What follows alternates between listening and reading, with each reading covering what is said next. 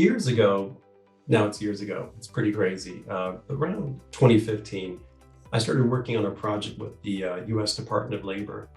And at that time, they were using something called the Scrum framework, which is really this sort of way of operating. But just like any other framework, it has some gaps in it. And also, it requires a certain amount of discipline to fully execute the framework. And a lot of organizations expect the framework to suddenly just pop into place and people just to start to do these different behaviors.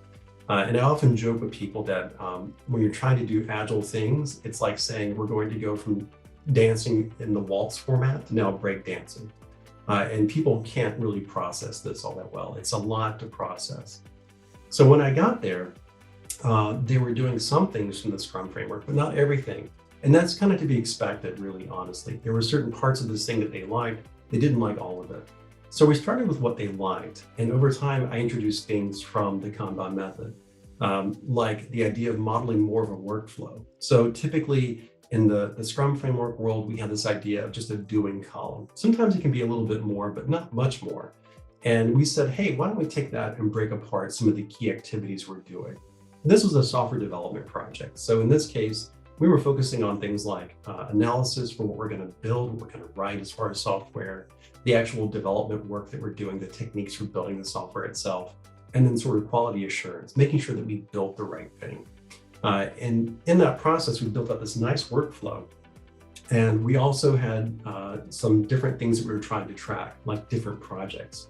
So we had this idea of breaking up our visualization of our Kanban board.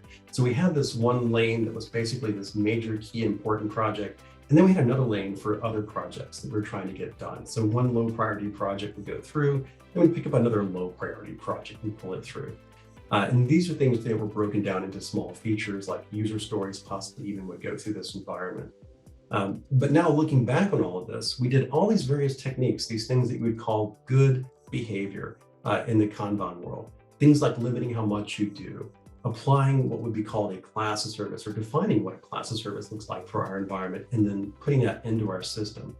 A class of service, by the way, for the folks who haven't heard of this before, are things like setting up a class of service for hitting something on time, what we call due date performance. We're going to make sure that we hit certain things by the time that they're due. Other things may not be as important to get done. They could get done maybe in a week or two.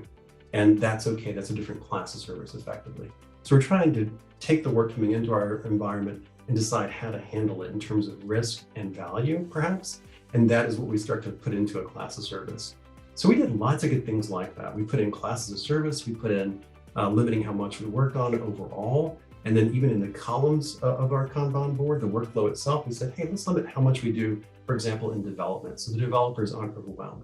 And we ended up with a really balanced, sustainable system that was predictable over time. But this took about, I would say, in the Scrum world, this probably took anywhere between 10 to 12 sprints to finally get to where we're really happy with this environment. And along the way, I took these various parts and pieces of the Kanban method and added them in. And I didn't know if there was anything special about what I was doing. I was simply using my intuition to guide myself through this environment and throwing these little experiments, more or less, to see if we could get better at what we do. Nowadays, with the Kanban maturity model and KMM Plus, I think there's a great way to look at the practices poster and help to give you more or less a set of options to think about. So from a coaching or a Scrum Master or a managerial point of view, you can start to look at these practices and say, do any of these fit with my environment? Could I try something? Could it work with this environment? Nowadays, with our coaching practices material, it's probably encouraged that you collaborate with the team to choose what's the right thing next. But you kind of being the guru or the expert or the geek, depending on how you want to look at it, in the Kanban world, you might find that certain things really fit your style better, where you may want to help select the stuff and then give them guidance from there. But KMM Plus is a great reference tool to say, how do I figure out what my options are? There's a pretty good catalog of options there, and it helps you start to think through, what am I wanting to do next? And how do I build that evolutionary pathway with my organization so that we can achieve the outcomes we want? So keep in mind, at the Department of Labor, I got there and they were worried as heck that they weren't going to get things done on time, that they weren't going to make key strategic commitments on time. And through the process of using these various practices from the Kanban method, we got better and better and actually started to get even faster than what was planned. for delivering on our project.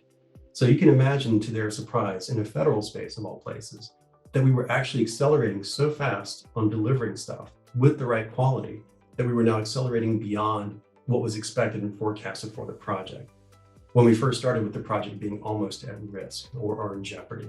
So this is a really cool thing to see happen, that by adding these practices, developing the techniques with the team to utilize these practices, they got better with their quality, they got better with their throughput, and we ended up in a place that was much better overall.